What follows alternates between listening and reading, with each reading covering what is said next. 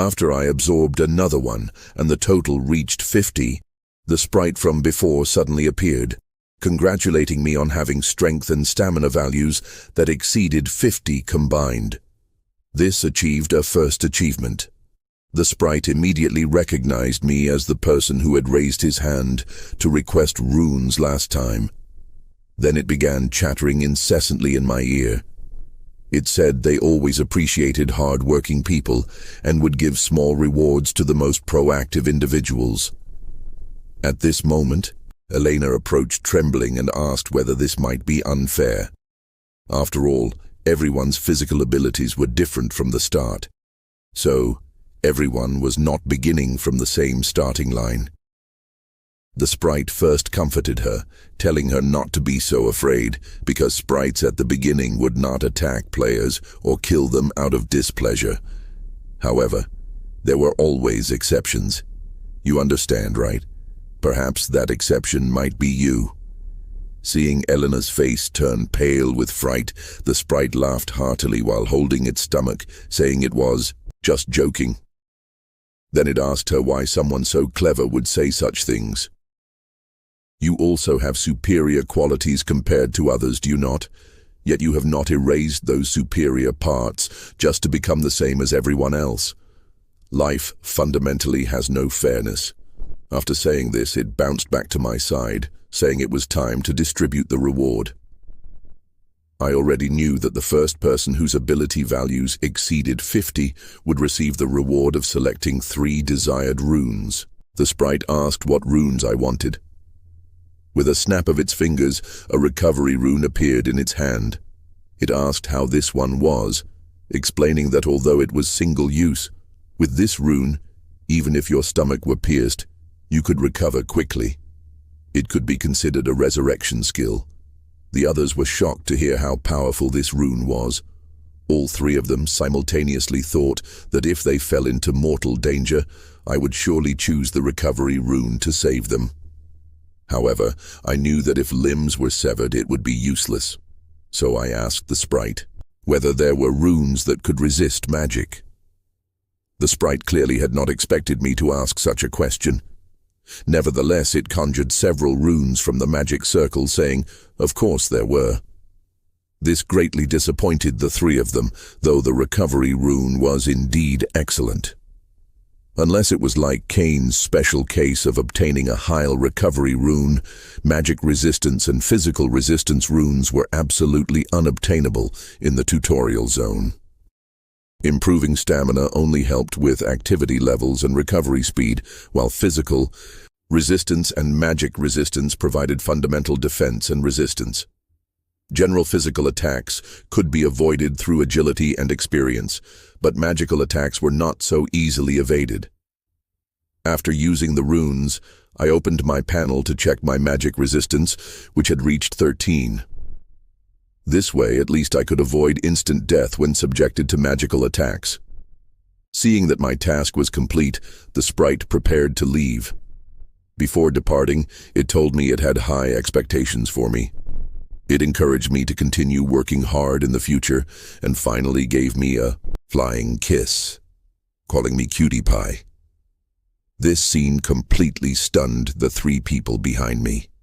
They had not expected this terrifying sprite to actually be female. Looking at their expressions, I said, "What are you staring at? Let's go." In the following time, everyone had lost their initial awkwardness and fear. Combined with the rune bonuses obtained earlier, everything felt much easier than before. At this moment, Tyler noticed I was crouching on the ground, working on something again, thinking I was still making poison. However, he soon noticed that my speed remained the same as before, showing no change, even though I had obtained the most runes.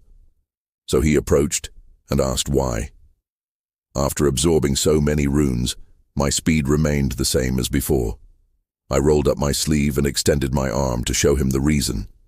They looked at the runic patterns on my wrist with curiosity, wondering what they were.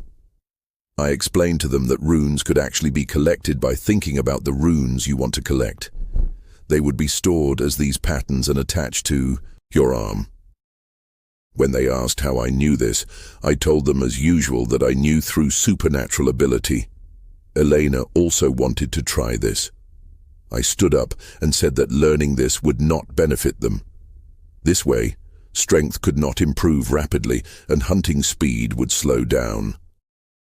Moreover, if you were killed, everything would be wasted because runes collected this way would drop out intact after you lost vital signs. After hearing this, Danny asked me in confusion why I would collect them like this. I told them it was for future exchanges with others. I clearly knew that, although it was not yet possible, trading would gradually appear after the tutorial and runes could be used as currency for transactions. Finally, I advised them to use all the runes they obtained on themselves, rather than collecting them. After hearing this, Tyler asked displeasedly whether I was looking down on them. If I could do it, why could they not? Hearing him say this, I sighed, thinking, what a guy without self-awareness. It seemed I needed to take them through several hardships to wake them up. However, before that, I needed to organize and update my equipment. With this thought, I called them over, telling them to listen carefully. Whether you choose to continue following me downward or stay here to hunt, I will not interfere. But at this moment in this place, you must all listen to me. Now hand over all your weapons.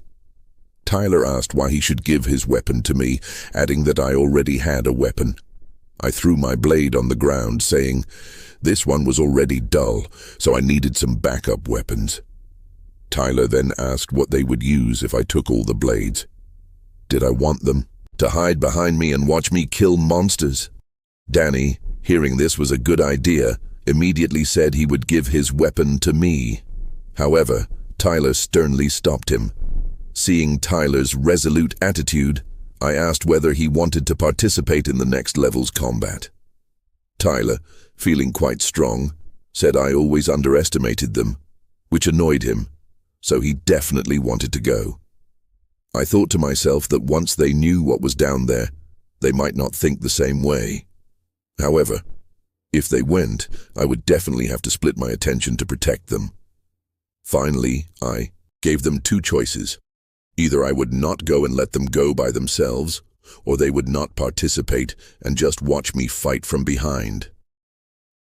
Danny immediately said he did not want to participate and chose the second option.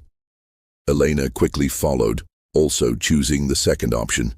She believed that since I had said such things, it proved that whatever was down there was definitely dangerous.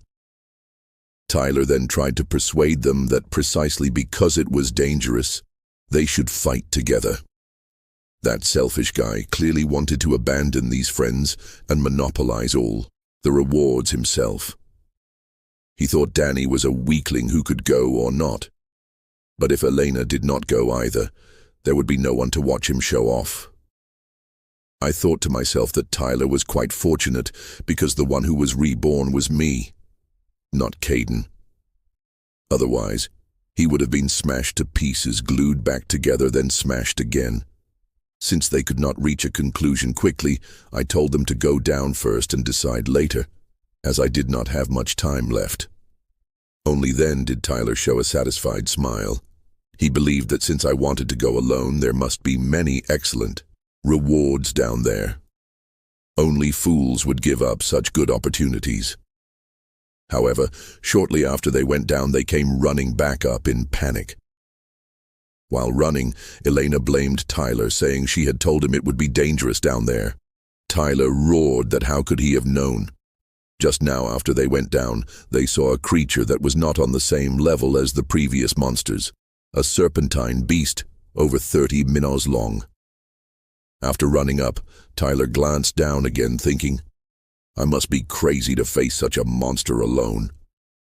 At the same time as I stared at this serpent, it also examined me with cold eyes. Then it raised its head, its throat bulging with a large lump. Seeing this posture, I first dodged behind a stone pillar, then I firmly covered my ears. The next second, it opened its massive maw and spat out a powerful red shockwave. The shockwave first struck where I had been standing, Then it moved forward to the stone pillar where I was hiding. I had anticipated it would use this type of attack. Fortunately, I had chosen magic resistance earlier, or else even the aftershock would have been unbearable. I knew clearly that this serpent could not only fire powerful magical shockwaves, but also had exceptionally hard scales that ordinary swords could not damage in the slightest. However, I also knew exactly where its weakness lay. With this thought, I charged out from behind the stone pillar. First, I dodged its tail attack with a quick movement. Then I leaped up to get above it. Next, I forcefully stabbed my dagger in the reverse direction of its scales, penetrating its skin. The gaps between scales were extremely vulnerable. The serpent cried out to the sky in pain. I did not bother retrieving the dagger and immediately retreated at high speed, maintaining a safe distance. However, the injured serpent would not let me off so easily. After recovering, it opened its mouth and lunged at me, but I still managed to dodge to the side. Then it raised its head again, staring intently at me. From its mouth it once again spat that red shockwave magic. Although this strike did not hit me, because I was covering my ears, my sensitivity to the surrounding environment decreased dramatically. By the time I noticed its tail sweeping toward me, it was too late. I could only take the hit solidly. The serpent thought this strike would be enough to scatter my bones. However, when the smoke cleared, it found that I had only scraped some skin on my head. This made it tremble involuntarily. As this attack had clearly not achieved its expected effect, I looked at where I had inserted the dagger earlier, still bleeding outward. I knew my poison was taking effect. Although this serpent had high physical defense, it had almost no resistance to poison. However, due to its enormous size, the toxin from one dagger was far from sufficient. Fortunately, I had just obtained 5 or 6 blades from them. At this moment, with my fingertips suspended at the razor's edge between life and death, my ice-blue pupils cut through with a cold light sharper than any blade. The giant serpent reared up like the world was collapsing, its crimson vertical pupils crushing the last ray of light. Its venomous fangs gleamed coldly, wrapped in putrid wind that tore through the air, while its scarlet forked tongue would like burning rope, strangling every breath of space. In this instant, it seemed the entire world had become prey trembling in its throat. My spine was drawn taut like a fully nocked arrow. Every inch of my diving trajectory was a gamble. Would the serpent's bite crush flesh and bone? Or would my blade first tear open a crack in this desperate situation? At this moment, Elena and the other 2 on the upper level suddenly felt the ground shake violently. They had already run quite a distance from that place, yet they could still hear the sounds. This made Elena worry whether I could really handle this alone. Tyler, seeing her stop, asked what she was doing and told her to hurry up since they no longer had weapons. They planned to return to the convenience store first. However, Elena remained standing in place, looking back in my direction. After much deliberation, she turned around and said she was going back to find me. Tyler, seeing that not only was he usually ignored and looked down upon by me, but now even Eleanor was starting to ignore him, felt anger rise in his heart. With no choice, the 2 had to follow Eleanor back. When they came down and heard my movements, Eleanor quickly inquired about my current condition. However, when she saw the scene before her clearly, she was shocked, speechless. At this moment, I was firmly gripped in the serpent's massive jaws by one arm. I calmly pulled out a dagger and stabbed it into the creature's lower jaw. In pain, it roared and opened its mouth, allowing me to break free, including the previous one. I had now inserted 3 daggers into its body. Each was coated with deadly poison. As the toxicity took effect, it began trembling all over, seeming unable to support itself. Since I had absorbed considerable stamina runes earlier, my wounds would slowly heal themselves. I knew clearly that although poison would have no effect on the magical beast that would appear later, in the early stages, it was the most effective means of attack. Soon, The great serpent stopped struggling and lost its life. At this moment, my 3 teammates quickly ran over and asked whether I was all right. However, I did not answer immediately, but asked why they had returned. Elena said she came back because she was worried about me and asked whether my arm was all right. I told her it was just a minor scratch and that the wound would heal on its own shortly. Tyler, looking at the serpent lying on the ground, was too shocked to speak. He could not imagine that I had single-handedly defeated this beast. At this moment, he finally recognized the insurmountable gap between himself and me. I then began working on the serpent's corpse. Soon, I extracted a skill rune called Barbed Snakes, Shockwave. If this rune were combined with magic runes, it would be very useful in the early stages. Since I had not absorbed any magic runes, I could not use it now. However, I also did not want to absorb this type of skill rune. After Tyler inquired, I clearly told him I would not use this rune. As soon as I finished speaking, Danny behind me asked whether I could give this rune to him. Upon hearing this, Tyler immediately pushed Danny aside, saying it would be better to give it to him than to this weakling. Danny asked whether Tyler did not already have one. Tyler said that Danny had been trembling with fear in the back the entire time, so what use would it be to give it to him? Seeing that the two were about to argue again, Elena quickly stepped forward to mediate. However, her mediation was not very effective. Just as the two were about to fight, I called them to stop. Then I said I had never mentioned giving this away. I would sell it later, and if they bought it now, I could give them a 5% discount. After hearing this, the 3 were stunned. Then asked whether they could pay in installments. I said someone would need to guarantee it, so they should guarantee each other. After discussing among themselves for a while, they finally decided to let Eleanor have this rune. This result matched my expectations because those 2 men could not trust each other, leaving only Elena. Additionally, I had noticed earlier that she had absorbed magic runes. After the 3 of them handed the runes to Elena, she approached me and said they had pulled together 3 agility and perception runes, plus 7 stamina and strength runes each. However, I reduced her payment by 1 strength rune since I had promised them a 5% discount. Elena said I was truly meticulous. As I turned around, I told them not to think I was being excessive. If they became accustomed to getting something for nothing in this kind of place, they would quickly lose their lives later. Where in this world were there transactions without a price? Although Elena found my words harsh, she also knew they were correct. With that, I began searching everywhere for a certain item. The presence of a thornback serpent meant there would definitely be Jutalin ore. During my battle with the thornback serpent, I had already noticed the ore in this area. After crouching down, I first collected some. Then I began continuously working with it. The 2 behind me watched, thinking I was using supernatural powers to create something again. Unable to contain their curiosity, they approached and saw that the metal in my hands seemed to have plasticity, and I was molding it into a spike shape. After shaping it, I quickly stood up. I pulled out the daggers I had previously inserted into the serpent.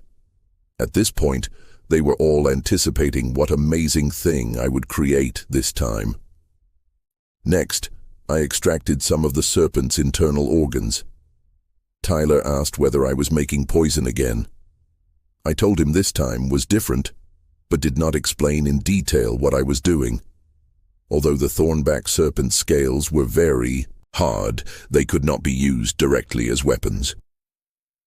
According to the knowledge I had learned in my previous life, the serpent's organs and scales, they were needed to solidify the malleable metal ore. Although this type of weapon had a very small damage range and could not cause bleeding or other secondary damage. As long as you knew the opponent's weakness and had the ability to strike that spot with one blow, it became the strongest weapon. However, because I had shaped it by hand, its tip was not sharp enough. I then used a dagger to test it, finding its hardness was quite strong to create relatively powerful weapons using low-tier materials obtained in the initial stage. The alchemists of the previous world had spent considerable effort. While I used the dagger to sharpen it, I thought that with this weapon, I could smoothly break through that creature's defense when obtaining the second hidden fragment. Then I wrapped it with cloth strips to make a hilt. This weapon was finally completed. At this moment, Tyler approached again and asked whether I would sell this weapon. He could give me all the runes he possessed. Seeing how carefully I had crafted this weapon, he guessed it must be very powerful, at least several times stronger than the weapon in his hands. I told him that although I would very much like to sell it, the solution was used up, and I could not make a second one. After I refused to sell to him, Tyler cursed me silently for being selfish. However, thinking there might be better things ahead, he decided to endure for now. Moreover, this place clearly looked like the final destination because the subway not only had electricity, but was also very clean.